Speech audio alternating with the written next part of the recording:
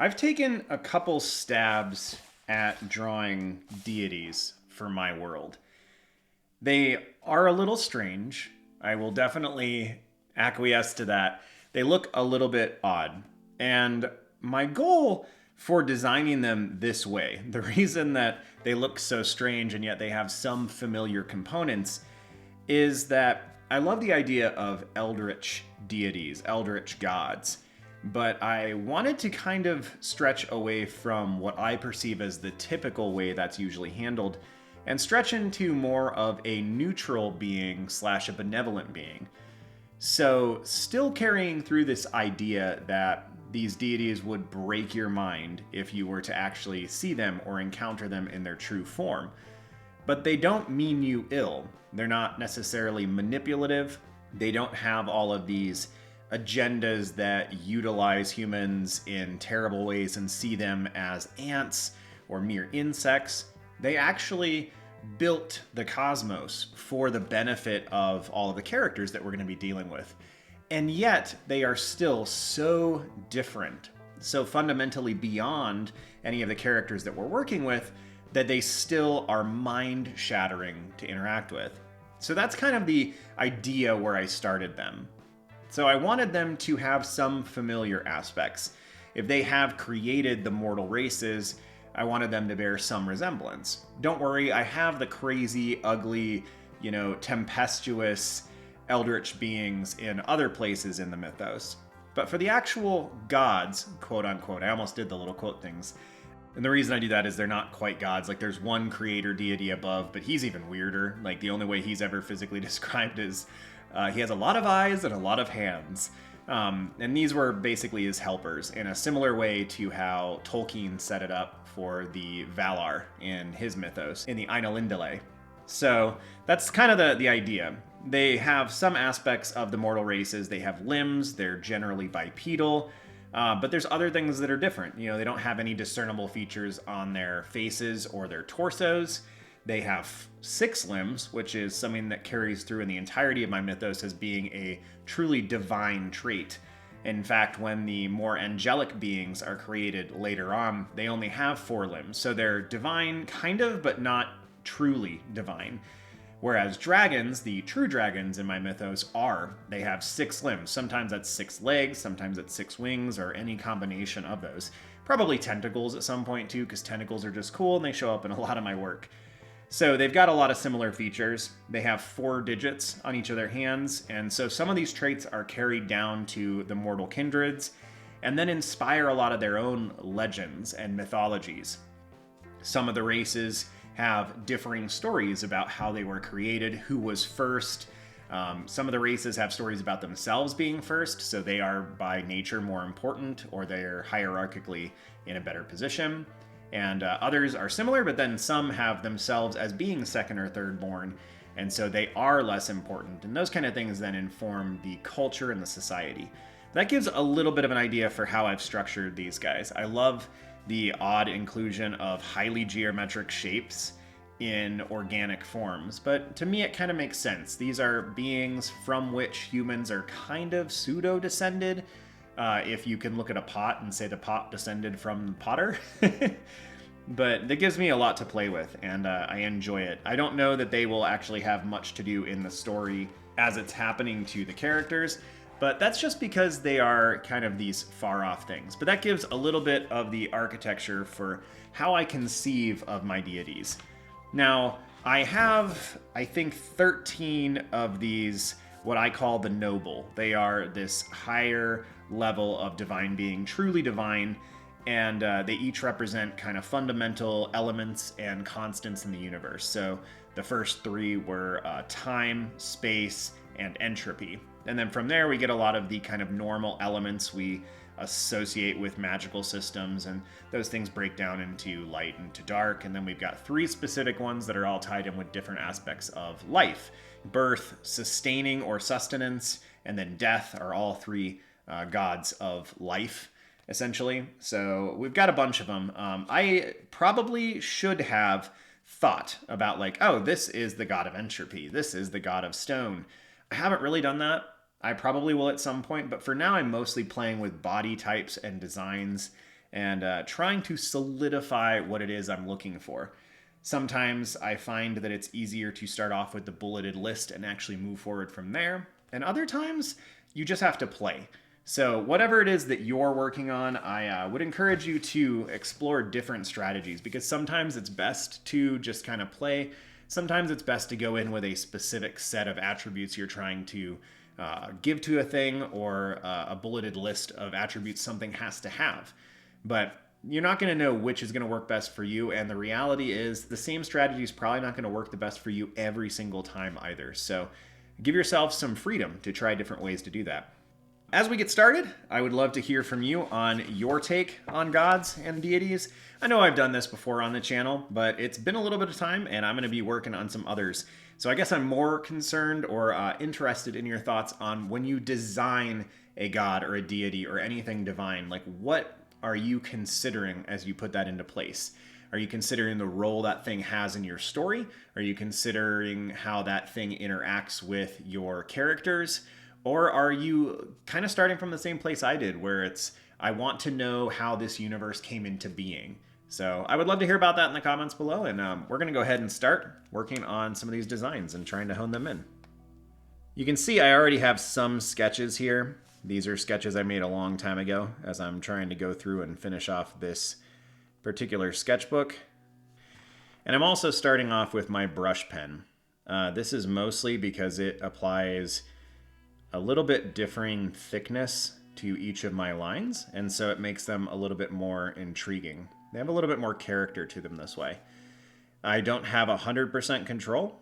I suppose if I had a lot more practice and experience with this medium, maybe I would have 100% control, but to me it always feels like there's just a teeny bit that is being placed into the hands of fate when I'm drawing with one of these guys. It's part of what I enjoy about it. I never know exactly how things are going to work. I keep getting better with it as time goes on, but there always feels, it always feels to me a little bit more like painting, you know? There's a component of the water, the solvents, the bristles are always going to act a little bit on their own.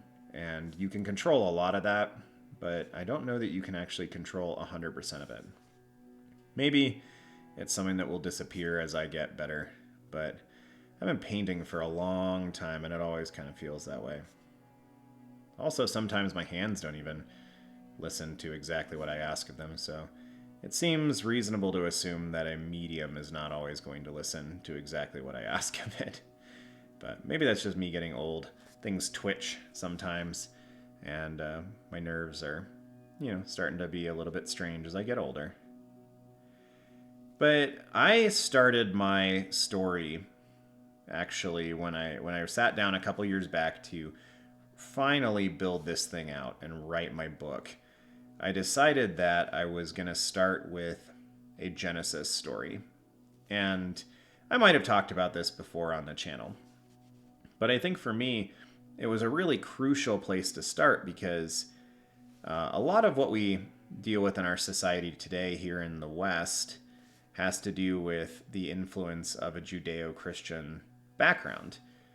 And in order to kind of understand how that comes to be, understanding a little bit about how the Bible is built, or the Torah, if you're approaching it from a Jewish perspective, or even some of the Islamic texts, as they are also kin to the Bible and Christianity and Judaism, it gives you a little bit more understanding of the architecture behind philosophy and thought. And I wanted to give myself the same thing when it came to building out this world. And so if I have a loose idea of maybe just the story that the people believe about how the world came into being, and maybe it's actually true inside my story, but understanding that seems to give me the ability to move forward with certain things. There are assumptions that can be made. If the random person, the shopkeeper, the barkeeper in a random town has at least the understanding of the stories, whether they believe it or not, that there were these beings called the noble who were crafted to each embody fundamental elements of the universe, and then they, through the work of their own hands and minds, brought everything into being. How does that shopkeeper tell his stories? How does he interact with people who believe all those stories in a really true and strict sense versus people that just kind of assume bits and pieces of it might be true, but it doesn't affect their daily life? We deal with people like this all the time. There are a lot of prominent religions in our world, and we basically have to know how to deal with people who believe things that we believe, people that believe things that we believe but in a stronger sense, people that believe a portion of what we believe, people that believe none of what we believe, people who believe fundamentally different things about the world, and people who believe nothing. This is how our world is, and I felt like having that knowledge, some of that knowledge at least, coming into the designing of my universe would be beneficial to me as far as just understanding how my characters are going to interact with one another. Now, as you might imagine, it's not stuff that comes up every single time that I'm writing. You know, like I said, the gods and the deities don't really interact with my characters a whole lot, and yet it seemed important to me to have some pieces of them manifested and understood before I moved too far into the text. I think if you are designing a universe, a world, whether it's, science fiction or fantasy or otherwise, if there are gods and deities, I think for you as the author, it's important to understand some components about them.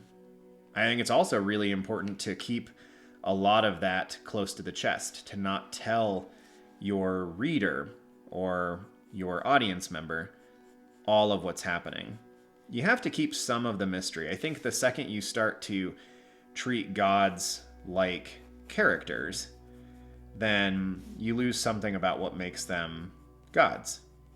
I think by the very nature, a god should be mysterious and somewhat beyond the capacity of mortal understanding. And if you go the other route, where you make them fairly understandable, then you are making some kind of commentary on our ideas about philosophy and humanity and how we exist. And that's totally fine. But I think it's important to know those kinds of things. If you are deciding that, no, the gods in my world are going to be like, Zeus and Hera and Hephaestus, and you're going to have these gods that are basically human in god form. Maybe they embody certain attributes of what it is to be human. They're exaggerated forms, they're archetypes. All of that can be really, really fun. Just understand that you're doing a different thing. You're saying a different thing by having your gods like that. The goal for me is to have the gods represent themes in a greater cosmology. And so, the god of stone is not so much a character as much as he is the embodiment of what stone is, which for me, as a writer and world builder, gives me the ability to try to wrap my head around what that means. It's also kind of fun later on to think about, what would a religion look like if you had a group of people who worshipped the god of rock, the god of earth, the god of stone? What would they be looking for if he gives any kind of boons to them? If there's some benefit that comes from worshiping him, what might that look like? And those kinds of things are really fun to process.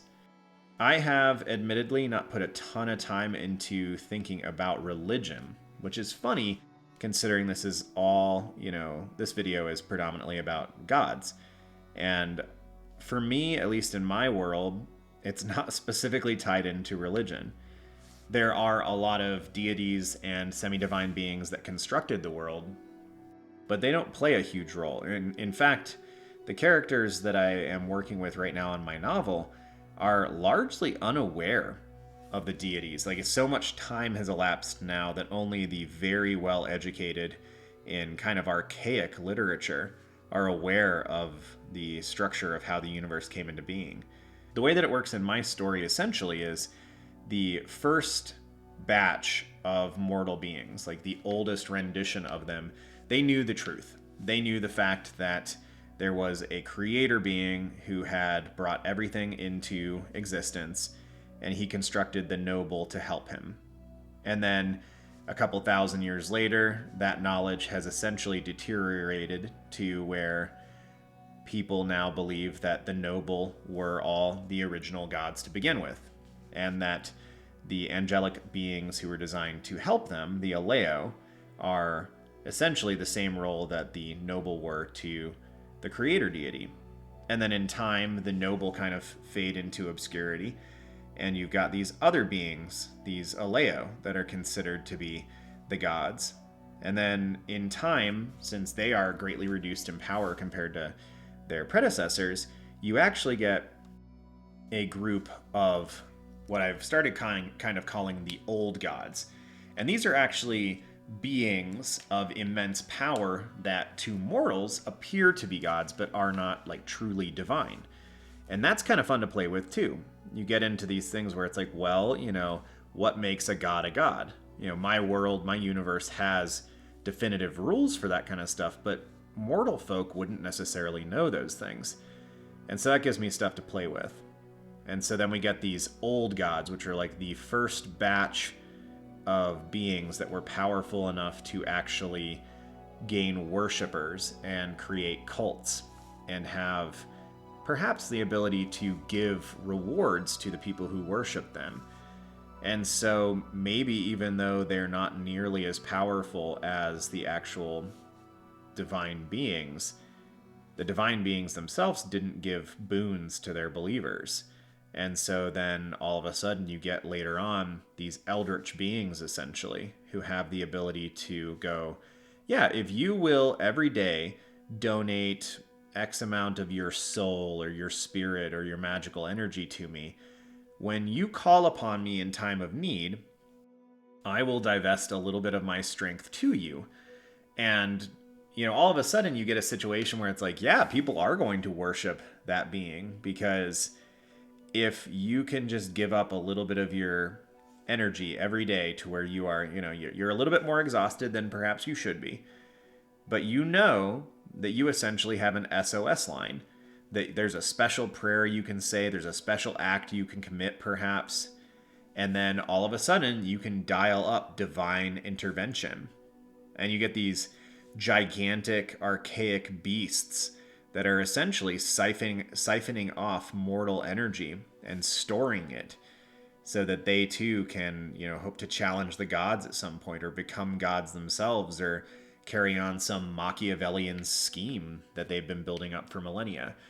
And so all of this kind of structurally disseminates to right now where we're in the present in where I'm telling my novels, and almost all of this is just old knowledge that nobody really has anymore.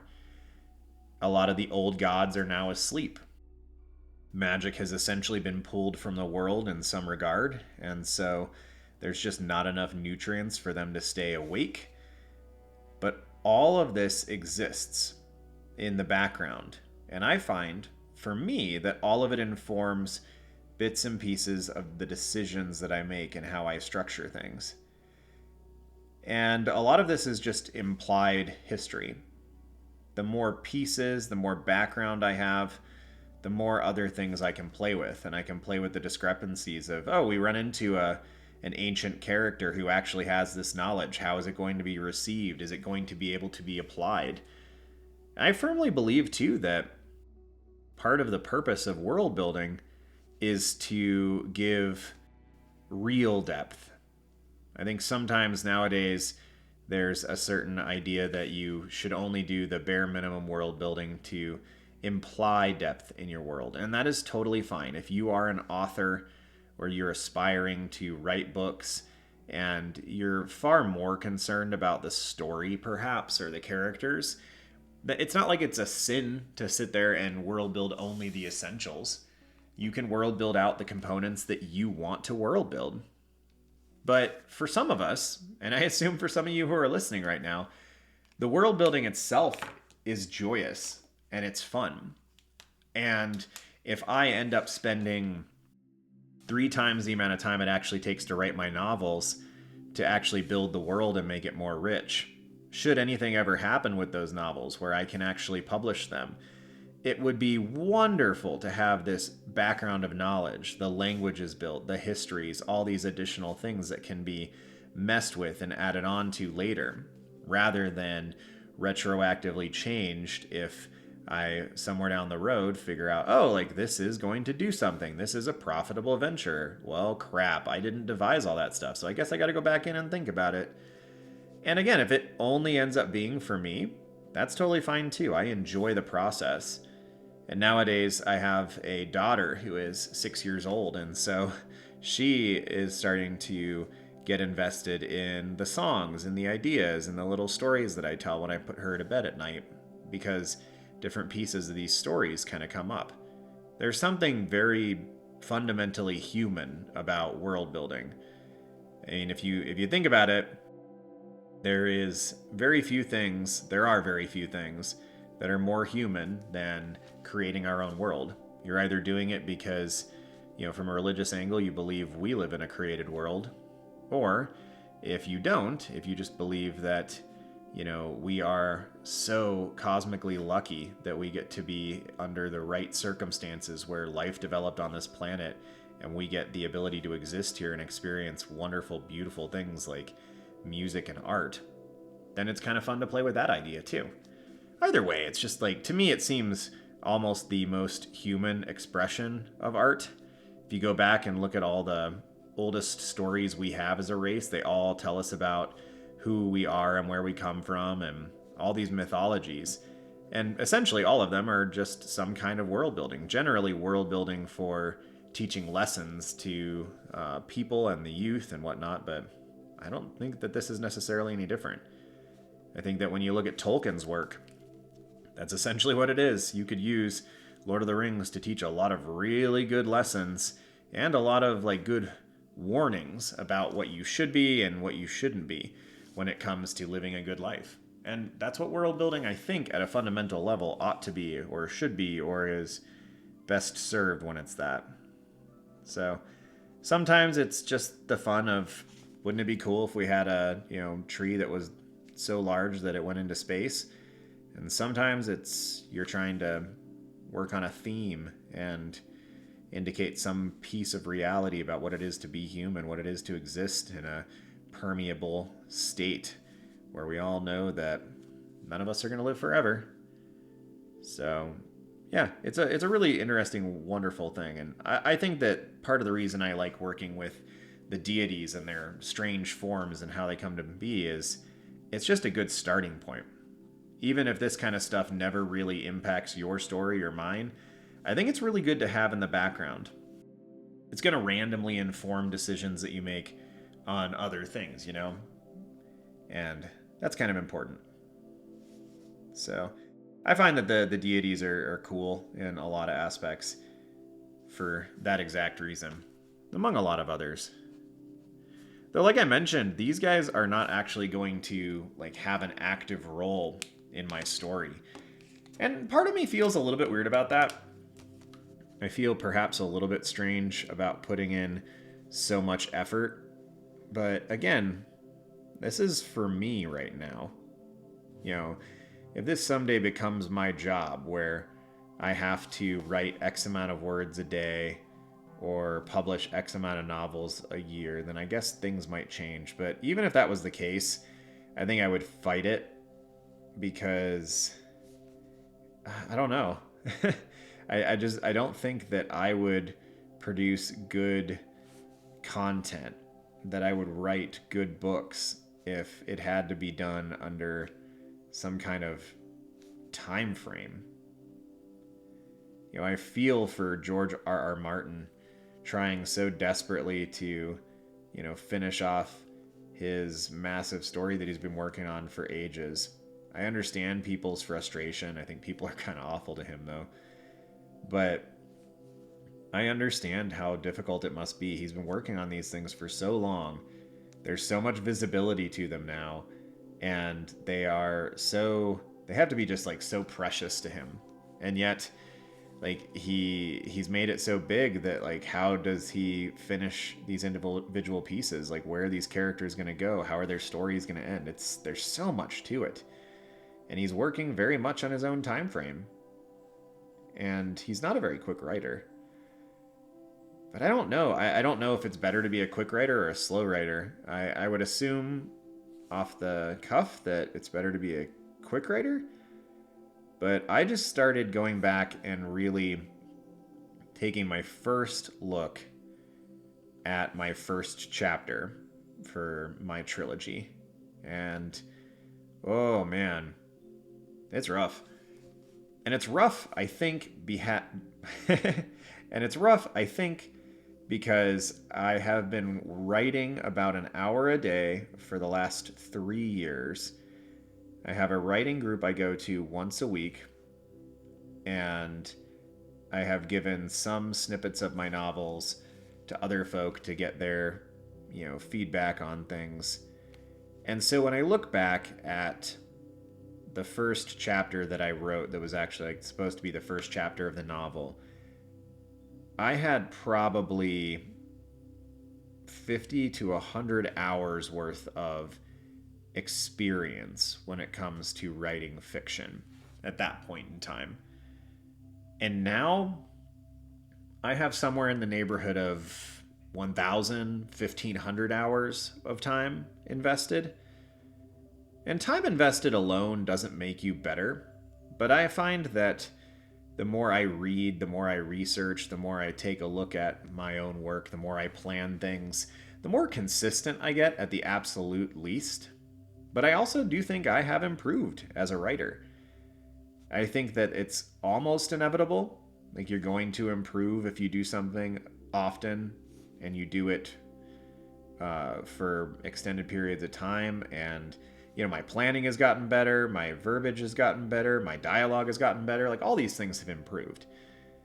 So going back and looking at that first chapter is like, oh my goodness, this is going to require so much work. But it's going to be okay. I am going to probably end up rewriting the entire first book, and that bums me out a teeny bit. But the reality is, you have to write something to know what's going to happen, what the story is going to be, where things are going to move, how things are going to go. And then, from there you can kind of go back in and modify. My first draft I'm really trying to think about as being more of a 0th draft. It's a draft done for me. I don't remember what author it was, but there's a famous author that said that your first draft is just for you. Like it's you telling yourself the story. And if you think about it in those terms, it's a heck of a lot easier to be forgiving with yourself as you move through it. And that's been really beneficial for me to think about it in those terms. Like this is just me telling myself the story. It takes away a lot of the pressure. So now I'm going back and I'm reading the story that I told myself, and I'm going, okay, like there's pieces of this that are boring. There's pieces of this that need to be modified to actually make sense. There needs to be some more drama here. And you know what? That's totally fine.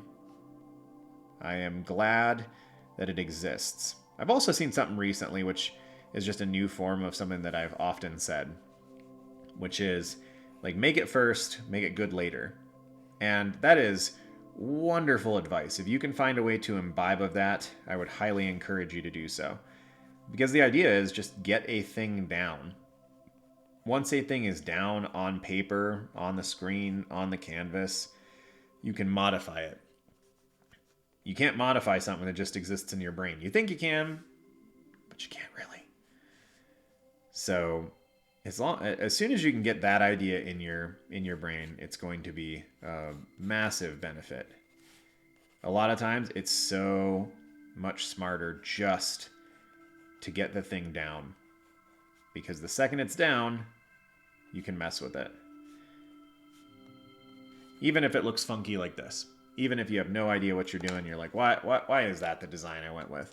Well, once it's down, it can be modified. Don't have to worry about making the design good. Don't have to worry about making the first chapter good at first. I have to have a first chapter. I have to have something that I can mess with, something that I can modify. And that's pretty much the goal of the first round. Well, on that note, I think I'm going to go ahead and close off this session. I've got some more work to do here with these deities. I've got some editing to do on my novel and get things prepped for writing group tonight. But thank you for being here. Thanks for listening. I would love to hear any of your thoughts on your own work or what I'm working on here, or questions you'd like me to take a peek at in a future session. The feedback and comments are always very much appreciated. I can make this stuff in a vacuum in my little teeny studio space here, but it certainly is more beneficial to me and hopefully more beneficial to you if I know what kind of things you all are working on and the questions that you guys have. So if you don't mind letting me know, that would be lovely. Thank you to my patrons who are on the screen right now. If you want to check out the Patreon, feel free to do so. It is in the description right next to the Discord link, which I would highly encourage you to look at, even if you already have an artistic community, because a community is so important. And especially for world building types of things, it's always good to have somebody just to, show your ideas to or run ideas by. Well, have a good one, y'all. See you soon.